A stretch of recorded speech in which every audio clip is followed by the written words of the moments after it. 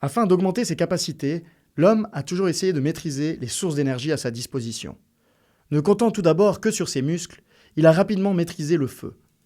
Il a ensuite domestiqué les animaux pour l'assister dans ses tâches quotidiennes. Puis, il a maîtrisé le vent et l'eau en inventant les moulins. Avant l'ère industrielle, toutes les énergies étaient renouvelables et aucune n'émettait de gaz à effet de serre. Dès la fin du XVIIIe siècle, le couple charbon-vapeur donne le coup d'envoi de la révolution industrielle. Cette période est marquée par la découverte des énergies fossiles, synonyme d'énergie illimitée. Le charbon, le pétrole et le gaz sont puisés dans le sol en quantité astronomique pour être brûlés, entraînant l'humanité dans une crise climatique majeure. Dès le début des années 1900, de nouvelles énergies neutres en carbone sont développées comme l'hydroélectricité et l'énergie nucléaire. Au début du XXIe siècle, les éoliennes et les panneaux solaires font leur apparition. En 2020, 85% de l'énergie utilisée par l'homme provient du charbon, du gaz et du pétrole, rejetant par la même occasion 35 milliards de tonnes de CO2 par an dans l'atmosphère, soit le poids de 30 milliards de voitures par an rejetées dans l'atmosphère. Seuls 15% de l'énergie consommée à travers le monde est neutre en carbone, comme le solaire, l'éolien, le nucléaire et l'hydroélectricité. La biomasse représente actuellement la majeure partie de ces énergies alternatives. Afin de parvenir à un monde neutre en carbone, il faut d'un côté réduire notre consommation d'énergie et décarboner la production restante. Pour chacune de ces énergies, on peut comparer combien de CO2 est émis pour 1 gigawattheure d'électricité. On s'aperçoit que le solaire, l'éolien et le nucléaire sont les énergies les plus propres que nous avons actuellement à disposition. En observant le taux de mortalité de ces énergies, on s'aperçoit que les énergies bas carbone sont également les moins dangereuses pour l'homme. Si on veut réduire à zéro nos émissions, c'est celle-là que nous devons utiliser. Alors faisons connaissance avec ces différentes technologies. Les réacteurs nucléaires utilisent l'énergie libérée lors de la fission nucléaire. C'est un phénomène par lequel un atome lourd est scindé en plusieurs petits atomes plus légers. Cette énergie est particulièrement intéressante en raison de la puissance importante qui peut être tirée du combustible. Un seul kilo d'uranium contient environ 2 millions de fois plus d'énergie qu'un kilogramme d'essence. De plus, le processus de fission n'émet pas de CO2, faisant du nucléaire une énergie décarbonée. Comme on l'a vu au début du chapitre, cette énergie est également moins mortelle que les énergies fossiles. En Suisse, cette technologie produit 33% de l'électricité et permet aujourd'hui de combler le manque de production d'électricité hivernale et de lisser les variations liées aux énergies renouvelables. Le principal point négatif des centrales nucléaires, c'est la création de déchets nucléaires. En Suisse, ces déchets sont entreposés au dépôt intermédiaire centralisé, Zuilag.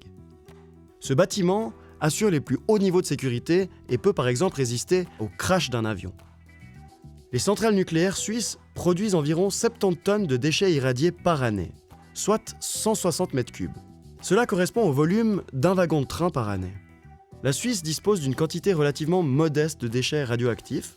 En additionnant les déchets actuels et à venir, on remplirait aux 2/3 la partie historique du hall de la gare de Zurich.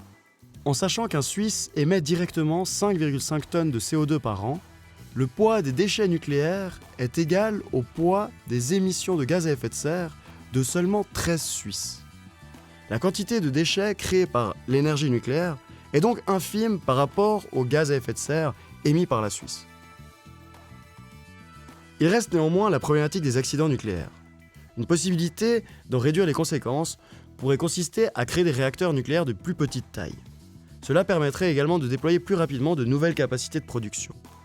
C'est dans cette optique que sont développés les Small Modular Reactors, SMR. Comme exemple, on peut citer la centrale russe Akademik Lomonosov, la première centrale nucléaire flottante au monde, mise en service en mai 2020. Celle-ci produit de l'énergie à partir de 2 petits réacteurs de 35 MW. Les panneaux solaires photovoltaïques transforment les rayons solaires directement en électricité. Cela est possible grâce aux propriétés des semi-conducteurs, principalement du silicium. Ce matériau est le deuxième le plus abondant sur Terre. On l'extrait dans des mines. Le minerai est ensuite chauffé pour atteindre une pureté de 99,9999%. Un dernier traitement thermique permet d'obtenir des plaques de silicium cristallin. Le silicium est ensuite dopé avec d'infimes quantités de bore et de phosphore afin de booster la production d'électricité. La cellule est ensuite parcourue par des fils conducteurs afin de permettre aux électrons d'être recueillis. Les cellules sont ensuite disposées sur un panneau constitué de plastique, de verre et d'aluminium. Les panneaux sont donc principalement composés de matières recyclables. En effet, la première entreprise européenne spécialisée dans le recyclage de panneaux solaires a ouvert ses portes en France en 2018. Le taux de recyclage est proche de 95%. Il faut également préciser que les producteurs de panneaux solaires garantissent que les panneaux produiront en tout cas 80% de l'électricité initiale après 25 ans de service. Les panneaux solaires continuent de produire après ces 25 ans et la durée de vie des panneaux solaires dépasse souvent les 40 ans. Un panneau solaire aura produit plus d'énergie qu'il en a fallu à sa construction après seulement 1 à 3 ans, en fonction du lieu où il a été installé. Il faut également préciser que le solaire ne nécessite pas obligatoirement de stockage. Par exemple, une entreprise autoconsomme la quasi-entièreté de la production de ses panneaux si le système photovoltaïque couvre 30% de la consommation journalière. Il en va de même au niveau d'un pays. L'Office fédéral de l'énergie, Suisse Topo et Météo Suisse ont développé un outil en ligne pour évaluer le potentiel du photovoltaïque en Suisse. En couvrant 70% des toits au potentiel bon ou très bon, la Suisse pourrait produire 50 milliards de kilowattheures par an. À titre de comparaison, la consommation d'électricité suisse en 2020 était de 56 TWh et la part du solaire représentait seulement 4,7% de cette production. En 2020, la Suisse a installé 0,47 gigawatts de puissance solaire. Cette puissance est néanmoins trompeuse, car les panneaux photovoltaïques ne produisent à pleine puissance que durant 10 à 15% de l'année. Ainsi, 1 kW de puissance solaire produit environ 1000 kWh par an. La Suisse installe donc une capacité de production photovoltaïque de 470 millions de kWh par an. Au rythme d'installation actuel, il faudra 52 ans pour remplacer la production nucléaire par des panneaux solaires photovoltaïques. Une éolienne est un dispositif tout récent. Les premières éoliennes sont apparues au début des années 2000, en l'an 0 après Axel Péruchou. Elles transforment l'énergie cinétique du vent en électricité. Une éolienne suisse produit ainsi de l'électricité pour un village d'environ 4500 personnes.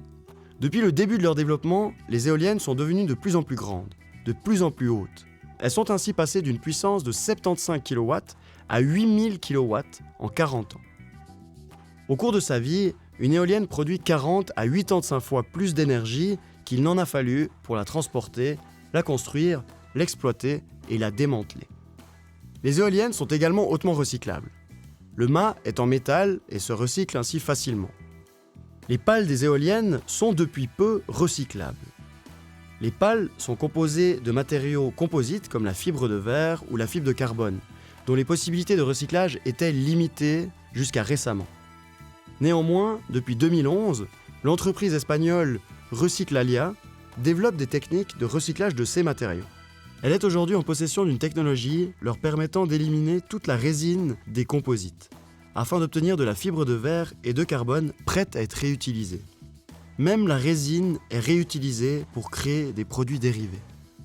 Les 41 éoliennes suisses totalisent 87 MW de puissance électrique. Elles ont produit en 2020 146 GWh.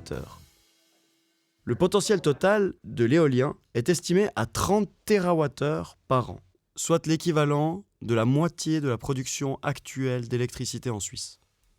Un grand avantage des éoliennes suisses, c'est qu'elles produisent 2/3 de l'électricité en hiver, période au cours de laquelle les besoins en énergie pour le chauffage et l'éclairage sont plus élevés. L'énergie éolienne complète ainsi de manière idéale les installations hydroélectriques et solaires, dont la production est plus élevée en été. En Suisse, la vitesse d'implémentation de l'éolien est plus lente que prévu. Un rapport de l'Office fédéral de l'environnement explique que les objectifs fixés pour 2020 auraient été atteints, mais les projets sont bloqués par des procédures. Malgré une haute acceptation générale, les recours systématiques de certains individus et associations entravent la transition énergétique souhaitée par les citoyens suisses. La Suisse est ainsi la lanterne rouge des régions avoisinantes, mais aussi de toute l'Europe en matière d'énergie éolienne. Maintenant, si on analyse le coût actualisé de l'énergie, qui correspond à l'ensemble des coûts nécessaires pour produire 1 kWh, on s'aperçoit que celui du nucléaire n'a cessé d'augmenter, et figure ainsi parmi les sources d'énergie les plus chères du marché. À l'opposé, les coûts des installations photovoltaïques ont été divisés par 10 au cours des 10 dernières années, en raison des nombreuses innovations dans le milieu. L'éolien a également suivi la même tendance. Ces deux énergies sont aujourd'hui les moins chères du marché. Les investissements dans les énergies fossiles ne se justifient donc plus. L'heure est aux renouvelables.